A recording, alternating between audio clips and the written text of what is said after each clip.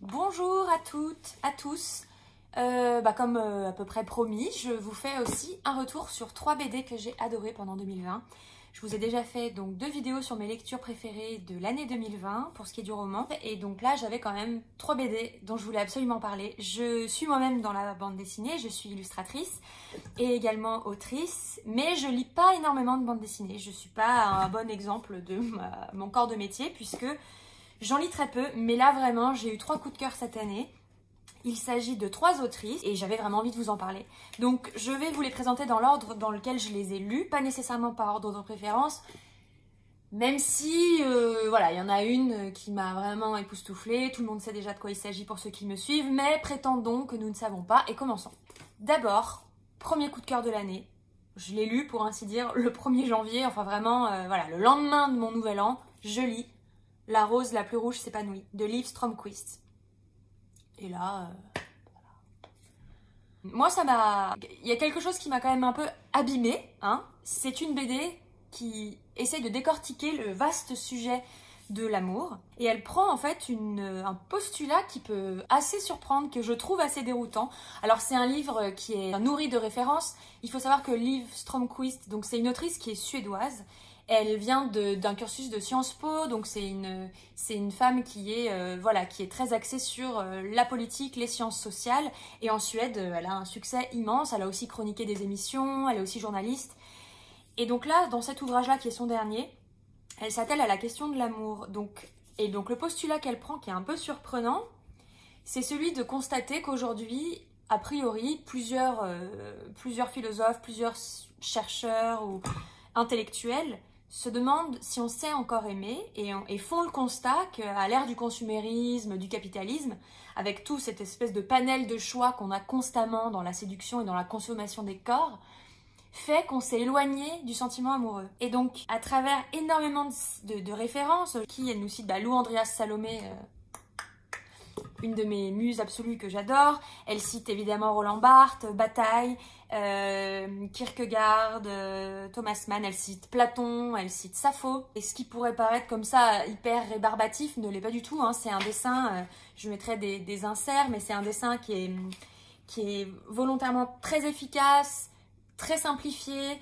Il y a un côté, voilà, un côté presque maladroit volontairement, ça sert vraiment à propos. Les pages sont très denses et moi ça me faisait assez peur, mais celle-ci, le sujet a vraiment fait que je l'ai pas lâché. Elle revient sur les mœurs de séduction en nous rappelant qu'il n'y a pas si longtemps, tout l'aspect voilà, romantisme, fleurs bleues, séduction était vraiment du côté des hommes. C'était aux hommes de faire une cour effrénée aux femmes, c'était aux hommes d'être les grands romantiques, et c'était finalement les femmes qui, elles, se laissaient courtiser et qui devaient être un peu sur la réserve. Et il y a eu vraiment une inversion des pôles où aujourd'hui on a tendance à croire que tout ce qui est romantique est pour les filles, qu'il n'y a que les filles qui fantasment des histoires d'amour, qui veulent à tout prix se marier, enfanter, etc. Elle aborde aussi beaucoup la question de la maternité, la question des schémas un peu comme ça imposés aux femmes dans la séduction. Mais surtout, et là où le postulat est surprenant, moi ce que j'en ai compris en tout cas, c'est qu'elle essaye de dresser finalement un distinguo entre le fait d'être amoureux, qui serait une chose, et le fait d'être heureux ou d'être dans une relation saine. Pour elle, c'est 2 choses qui ne vont pas forcément ensemble. Ça ne veut pas dire que si on est amoureux, on est nécessairement malheureux, mais parfois les histoires d'amour qu'elle décrivent, nous, on pourrait les percevoir comme des histoires plutôt toxiques, plutôt d'érotomanie, ou je sais qu'elle cite à un moment une jeune femme qui s'était éprise de Lord Byron, alors je sais plus comment elle s'appelle, Caroline Lamb, et elle s'est mise à aimer cet homme, et elle a vécu de son amour, alors qu'il était évidemment pas du tout un amour réciproque, mais elle se gargarisait comme ça de ce sentiment amoureux. Et en fait, dans toute cette BD, elle revient sur qu'est-ce que l'amour. Est-ce que l'amour, c'est nécessairement être dans quelque chose de réciproque? Est-ce que l'amour ne peut pas se suffire à lui-même? Et elle part du postulat de départ, elle prend pour exemple en fait Leonardo DiCaprio qui enchaîne les relations depuis des années et qui avoue n'être jamais tombé amoureux, et elle part de lui comme une espèce d'exemple un peu de notre génération. Donc c'est vraiment une BD qui appelle à un retour vers la folie amoureuse. Elle cite aussi H.D., une poétesse que j'ai depuis adorée. Elle m'a vraiment... C'est d'ailleurs H.D., donc Hilda Doolittle, qui a donné le titre C'est l'un de ses vers, en fait, La rose la plus rouge s'épanouit, c'est un vers tiré de ses poèmes. C'est une poétesse qui par ailleurs a rencontré Freud, qui a fait une psychanalyse avec lui, qui était très mystique, donc c'est vraiment jalonné de plein de personnages littéraires fascinants. On n'a qu'une envie, c'est de prendre la bibliographie qu'elle donne à la fin et de tout lire. Honnêtement, c'est dingue. C'est un propos mi-sociologique, mi-philosophique, mi-littéraire. C'est superbe et vraiment ça retourne le cerveau parce qu'après ça, on se pose énormément de questions. Et je ne conseille pas de lire cette bande dessinée lorsque votre couple bat de l'aile. Voilà. Ensuite, complètement différent, je vais vous parler de la superbe BD de Myrion Mal. C'est comme ça que je disparais. Myrion, pour ceux et celles qui ne la connaîtraient pas, c'est une illustratrice et une BDiste génialissime. C'est un des piliers en fait de la BD militante féministe. Elle est très jeune, hein, elle a commencé, je pense qu'elle devait avoir autour de 25 ans. Là aujourd'hui elle a à peine 29 ans il me semble. Et son blog, le Commando Culotte, démontait en fait comme ça tous les rouages sexistes du cinéma. Donc elle a fait un parcours Cagne-Hippocagne et ensuite à la Sorbonne elle a fait des études théâtrales me semble-t-il et ensuite elle a étudié les arts à Bruxelles et ensuite elle a étudié la théorie du genre à Montréal. Donc elle est extrêmement calée en termes de culture, en termes d'études de genre. Tout ce qu'elle écrit est complètement bouleversant, c'est très très fin et donc dans cette BD en fait c'est une BD qui aborde le sujet de la dépression. Je ne suis pas calée en BD malgré mon métier mais il me semble pas qu'il y ait énormément de bandes dessinées qui concernent ce sujet-là. C'est un sujet qui reste assez méconnu ou assez incompris. Je pense que quand on n'a pas traversé de dépression, on peut avoir un regard extrêmement dubitatif, se dire mais enfin mais secoue-toi. Et avec ce personnage, donc Clara, qui est l'héroïne de cette bande dessinée et qui est en plein cœur d'une dépression, on arrive à pénétrer un peu les rouages de cet état dépressif.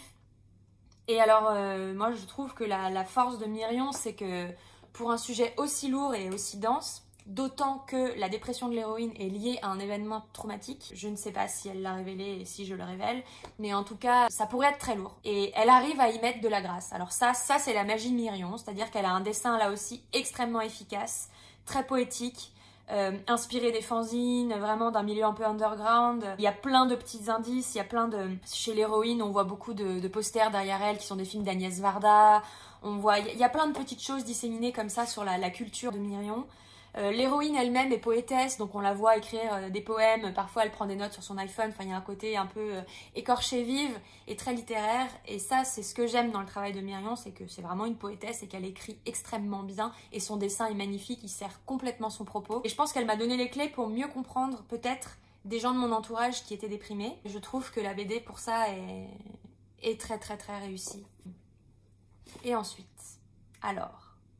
mon coup de cœur. Mais mon coup de cœur, comment vous dire? Forcément. Enfin non, pas forcément. Mais mon coup de cœur parce que Anaïs Nin, quoi. Donc c'est la BD Anaïs Nin sur la mer des mensonges de Léonie Bischoff. Anaïs Nin, c'est mon totem. Ça fait 10 ans que je la lis. Je collectionne absolument tout d'Anaïs. Dès que je vais chez un bouquiniste, je demande s'il y a un bouquin d'Anaïs. J'ai collectionné tout son journal intime en français. J'ai collectionné ceux que j'ai préférés en anglais. Je me suis mise en quête même d'acheter des livres signés d'elle. En fait, c'est par elle que je suis arrivée dans la collection des livres signés, ce qui est un gouffre financier et chronophage terrible, mais ma foi, écoutez, on fait avec ce qu'on a, et moi j'aime collectionner les vieux livres, et c'est vraiment partie d'Anaïs, où en fait, parce que j'aimais tellement son univers et tellement son écriture, il a fallu que, je sais pas, il a fallu que je tourne autour de ce personnage, et il faut savoir qu'Anaïs Nin, c'est vraiment un personnage impalpable. Elle est inattrapable. On a beau avoir des milliers de pages, de thèses, d'études à son sujet, on n'arrive pas à savoir où est le vrai. On n'arrive pas à savoir dans quelle mesure les choses ont été retravaillées. Il y a des archives nouvelles qui sont rééditées encore maintenant. Le fonds Anaïs Nin aux États-Unis est extrêmement protégé. Il y a un mystère autour de cette femme qui a écrit donc des journaux intimes toute sa vie et qui est l'une des plus grandes diaristes au monde, mais qui a aussi écrit des romans absolument magnifiques. Et il faut savoir que... Anaïs Nin a été victime d'inceste par son père. Elle a été donc incestée par son père. Ça a été toujours dit en fait dans ses journaux, mais étrangement, c'est la partie absente de toutes les biographies d'Anaïs Nin. C'est-à-dire que tout le monde s'accorde à dire que le drame d'Anaïs Nin, qui est né au début du siècle, en 1903, c'est d'avoir été abandonnée par son père. Or, le drame précurseur, c'est l'inceste. Et c'est ce qui va la conduire à ce qui a fait qu'elle est aujourd'hui encore extrêmement critiquée et extrêmement rejetée de la sphère littéraire. Elle en est arrivée à 30 ans, 29 ans, à retrouver ce père abandonnique et à coucher avec lui. Ce qui, aujourd'hui, on a le recul pour évidemment savoir que c'est la conséquence d'un drame immense, c'est la conséquence de l'horreur de l'inceste qui fait que c'est un personnage, c'est une femme qui est prisonnière de ce traumatisme. Et malheureusement, elle a été très mal encadrée puisqu'elle a été en psychanalyse avec 2 psychanalystes différents. Ces 2 psychanalystes ont couché avec elle. Or, c'est quand même un comble puisque c'est aux médecins de protéger les patients, hein, évidemment. Mais bon, c'était les balbutiements de la psychanalyse. C'est une époque où la psychanalyse avait vraiment le vent en poupe. On testait beaucoup de choses, on essayait de dépoussiérer les sujets, les tabous. Et il y a eu comme ça une époque dans les années 30, puisque ce moment avec son père se passe dans les années 30, où il y a une espèce de levée de voile, levée des tabous. Et malheureusement, Anaïs commet ou en tout cas est encore victime de, c'est là où les avis diffèrent. Moi, je persiste à penser que c'est aux parents de ne pas coucher avec son enfant, et ce, quel que soit l'âge. Et donc tout ça pour dire que dans cette bande dessinée, le regard de Léonie, moi je le trouve extrêmement juste parce qu'elle se place en observatrice. On sent son immense tendresse pour Anaïs, ce qui change parce qu'encore une fois, il y a beaucoup de biographies qui sont écrites avec une espèce d'amertume. Et là, on sent toute la tendresse qu'éprouve Léonie pour cette femme. Et en même temps, elle tente un positionnement transparent. J'ai pas de recul parce que moi j'ai lu la bande dessinée en connaissant l'histoire d'Anaïs et je sais que c'est une femme qui fait ressentir des émotions très contradictoires. On la déteste, elle nous fascine, on l'adore. En tout cas, c'est quelqu'un qui génère de la passion, soit dans la détestation, soit dans l'adoration. Moi, je suis complètement dans l'adoration. Mais en tout cas, ce que j'ai aimé, c'est que donc cette BD, en fait, elle couvre les débuts de l'émancipation d'Anaïs Nin. C'est-à-dire qu'en termes de correspondance avec les vrais livres, avec les livres édités, ce livre couvrirait les tomes Henry and June et Inceste du journal d'Anaïs Nin, à peu près. C'est-à-dire, ça se passe entre les années 28-29 et les années 32-33, grosso modo. Elle a choisi de mettre la lumière sur le moment où Anaïs passe de cet état de jeune femme bourgeoise, prisonnière de son milieu, et un peu rendue mutique par sa condition de femme, par sa vie, son train de vie et ce qu'exige ce train de vie. Et où finalement d'un coup elle va rencontrer Henry Miller qui à l'époque est une espèce de vagabond très vulgaire, écrivain raté, qui vit dans des mansardes insalubres, mais qui est plein de vie et qui est plein de vigueur, de drôlerie et d'inspiration. Et en fait en rencontrant Henry Miller, elle a l'impression de rencontrer son double et elle a l'impression de rencontrer cette figure de l'écrivain dont elle parlait depuis toujours. On a retrouvé aujourd'hui des nouvelles d'elle qui ont été publiées chez Nil Éditions. Et dans ces nouvelles, elle a une vingtaine d'années et déjà, elle fantasme comme ça cette rencontre littéraire qui allait la faire sortir de son milieu. Parce qu'elle est mariée à un banquier, elle est dans une belle maison en banlieue parisienne et elle n'est pas du tout dans une vie de bohème. Or, son âme est complètement attirée par la bohème. Sa mère était danseuse, elle-même prend des cours de danse, elle a ce côté comme ça passionnée d'art et de la vie qui va avec, mais qu'elle ne s'autorise pas. Et quand elle croise Henry Miller, c'est 2 écrivains qui fantasment l'autre à 100%.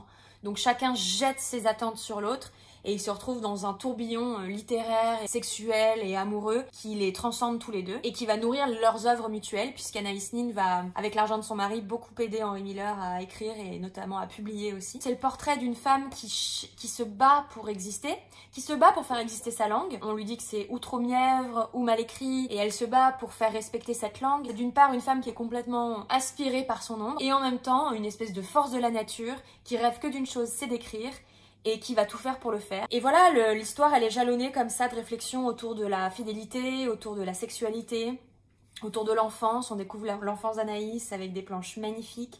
Le drame de l'inceste qui est vraiment représenté avec une pudeur et une intelligence assez rare. Donc pour moi, c'est sans conteste une des plus belles BD de l'année. Pas uniquement parce qu'elle concerne Anaïs Nin, parce que je peux vous dire qu'il y a beaucoup de choses qui ont été écrites sur Anaïs Nin et que tout ne m'a pas plu. C'est une très belle porte d'entrée pour découvrir Anaïs.